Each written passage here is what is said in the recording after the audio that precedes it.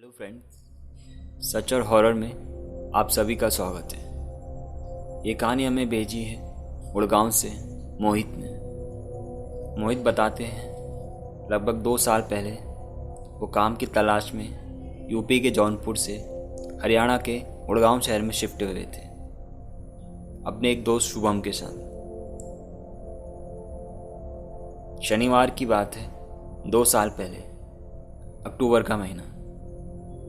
मोहित बताते हैं उस रात लगभग 11 साढ़े 11 बजे तक पार्टी करने के बाद वो और शुभम घर से थोड़ा आउटिंग के लिए घर से पैदल ही निकल पड़े अपने घर से आधा किलोमीटर दूर गुड़गांव के सेक्टर 23। क्योंकि वो गुड़गांव के सेक्टर 23 में ही रहा करते थे, तो आधा किलोमीटर दूर आगे जंगल जैसे पार्क्स वगैरह, खाली प्लॉट्स और बंगलोस हैं जहाँ पे अब लगभग लोग नहीं रहते। तो लगभग रात के 12 बज चुके थे, तो वो दोनों सैर पे निकल पड़े पार्टी करने के बाद। मोहित बताते हैं जब शुभम और मोहित जा रहे थे, लगभग 10-15 मिनट घूमने के बाद उन्हें 2 बच्चों की रोने की आवाज़ आई।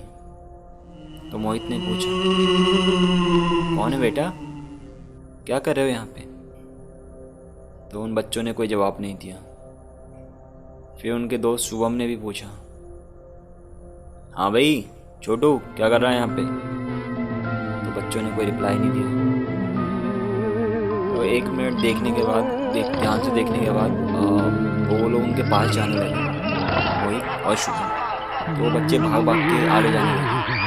जैसे ही उनके पास जाते वो भाग भाग के आगे चले जाते। लगभग उनसे 50 मीटर की दूरी पे खड़े थे। तो थोड़ी देर जाते आगे जाने के बाद फिर भागने लगे। 10-15 मिनट तक ऐसे चलते रहा। वो इधर उधर भाग रहे थे, खेल रहे थे। जाते अब मोहित को थोड़ा डर लगने लगा। मोहित ने शुभम से बोला, अरे चलते हैं यार, मुझे कुछ गड़बड़ लग रही है। तो शुभम ने बोला, अरे यार डरना क्या है, छोटे बच्चे हैं, कहीं मजदूरों के होंगे, चल देखते हैं यार, सारे कुछ हो जाएगा उनको, उनके माँ बाप को उनको सौंप के आते।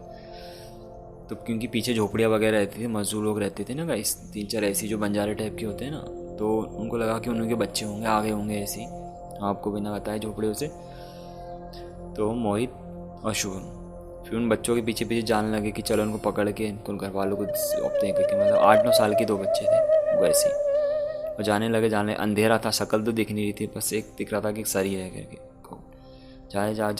जाते करीब 200-250 मीटर दौड़ाने के बाद, आधा 300 मीटर, वो एक बंगलों के अंदर घुस गई। खाली वीरान बंगला पड़ा था। मैंने आपको बताया कि खाली वहाँ पे वीरान बंगले पड़े हैं सेक्टर गुड़गांव 23 में। वहाँ पे कोई नहीं रहता। लगभग 5-6 साल से वहाँ से लोग जा चुके हैं, बाहर विदेशों में बस चुके हैं। प्रॉपर्टी उन्हीं की है, खाली रहती है, वीरान है, कोई आता नहीं है। तो कभी कभार कोई ऐसे आ जाता। तो वहाँ अक्सर लोग वहाँ पे जाते नहीं हैं। वहाँ पे भूतिया किस्से मशहूर हैं, लोकल लोगों ने बताया है मोहित और शुभम को। डर तो उनको भी लग रहा था, बट उन्होंने सोचा चलो ठीक है, थोड़ा टहलते हैं, पार्टीज वगैरह की। अब वाकई में दोनों को डर लगने लगा, शुभम को भी। तब उनके पीछे पीछे जाने लगे। तो पीछे जाने के बाद एकदम से बच्चे जब ऊपर मकान में चढ़ने लगे, तो मोहित को थोड़ा अब लगा डर। मोहित ने शुभम को बोला, रहने दे, छोड़, चलते हैं। शुभम, अरे छोड़ यार, बच्चों को उठाते हैं और माँ बाप को सौंप देते हैं, बात ख़त्म, कुछ हो गया अपनी जिम्मेदारी निभाते हैं। अभी शुभम पर बंगलों को में जाने लगा। 3 मंजिला बंगला था, 3 मंजिली थी। शुभम एक पहली मंजिल पर चढ़े, बच्चे फिर भाग भाग के ऊपर चले जाते। दूसरी मंजिल पर चढ़े, भाग के तीसरी मंजिल पर चले जाते।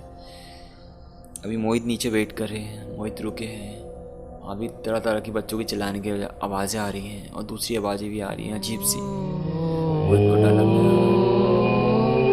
अब मोहित को ऐसा लग रहा था आगे से पीछे से अचानक से कोई मतलब जा रहा है उनके पीछे से एकदम से। पीछे पलट के देखा, कोई नहीं था। मोहित को बहुत ज़्यादा डर लगने लगा।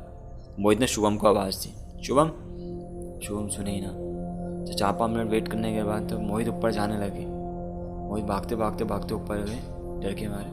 देखा शुभम वहाँ पे ज़मीन पे लेटे पड़े थे, उनका सर दीवार पे पड़ा था, खून ही खून पड़ा था, और बच्चे उन्हें नोच रहे थे। तो मोहित ने ये सब देखा तो मोहित की घबराहट की मारे हैरत करी, और बच्चे फिर हाव मारने लगे, दीवार पे ऐसे भागते हैं ना ऐसे। तो मोहित तो देखते ही घबरा गए एकदम, मतलब बेहोश होने तो होते मतलब जान बचे मरे या क्या करें। तो हनुमान चालीसा पढ़ने लगे। तो मोहित भागते मोहित अपनी जान बचाते नीचे आए। क्या करते हैं, जब मुसीबत होती है आदमी जान ही बचाता है। दूसरी जगह छोड़ भागते भागते नीचे नीचे नीचे आए। वो बच्चा पीछे करने लगा, यहीं पकड़ने लगा, मतलब ऐसे पास आता तो वो हनुमान चालीसा कुछ पढ़ रहे थे। उनके लॉकेट वॉकेट भी था उनके गले में, कुछ मम्मी ने दिया था गाँव से बाबा जी का।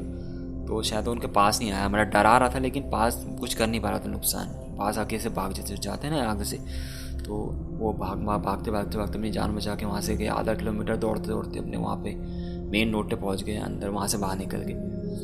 फिर वहाँ से उन्होंने फ़ोन ऑन करा अपने दूसरे दोस्तों के अंदर, पीछे वाले जो से रहते थे साथ में आजू बाजू वाले, उनको बताया कि ये सब हुआ। तो फिर पुलिस को कॉल वॉल करा, पुलिस आई तो देखा फिर वो जो शुभम थे वो उनकी डेथ हो चुकी थी और वहाँ से नीचे गिर चुके थे। मतलब शरीर पे पूरे चिंगाड़े के निशान ऐसे नोचा के थे, ऐसे बात जानवर ने ऐसे दिखा रहे थे। और पुलिस ने अगले दिन बोला कि यार इसके ऐसे किसी जानवर ने नोचा है, ये नहीं बता रहा किसी ने नोचा, किसी जानवर ने नोचा है। और वो उसके बाद वो नीचे गिर गया वहाँ से। मतलब पुलिस को क्या, पुलिस वगैरह बहुत तो मानते नहीं है सब। तो डॉक्टर्स ने यही बोला, अगले दिन पेपर में ही छपा था। बट मोहित बताते हैं उस रात के हादसे के बाद वो बहुत डर गए थे। उन्हें अगले दिन ही अपना वहाँ से पीजी शिफ्ट कर दिया और उसके बाद वो करीब 1 साल से दिल्ली में ही रह रहे हैं। दिल्ली से अप एंड डाउन करते हैं गुड़गांव जॉब के लिए, वहीं करते हैं। तो गाइस आपको एक चीज़ बताना चाहूँगा, कभी भी कोई किसी चीज़ की मनाही करे कोई हॉन्टेड जगह पे, वो आपकी जान पे रिस्क है, आप जाएँ ना जाएँ। बट अगर कोई बता रहा है तो उसकी बात मान लें। आप यूट्यूबर हैं, ब्लॉगर हैं, कुछ भी हैं, आपकी जान का रिस्क है, बोले आपके ऊपर है। बट मोस्टली जो ज़्यादातर कहानियाँ होती सच्ची होती हैं। भूत वगैरह होते हैं या भगवान होता है तो भूत भी होता है। सेफ़ रहें, हेल्दी रहें। और कहानी लेट डालने के लिए आप सभी को बहुत बहुत माफ़ी मांगना चाहूँगा। आपसे कहानी हर दूसरे तीसरे दिन अपलोड होगी। आप सभी का सपोर्ट चाहिए हमारे चैनल सच और हॉरर को। धन्यवाद।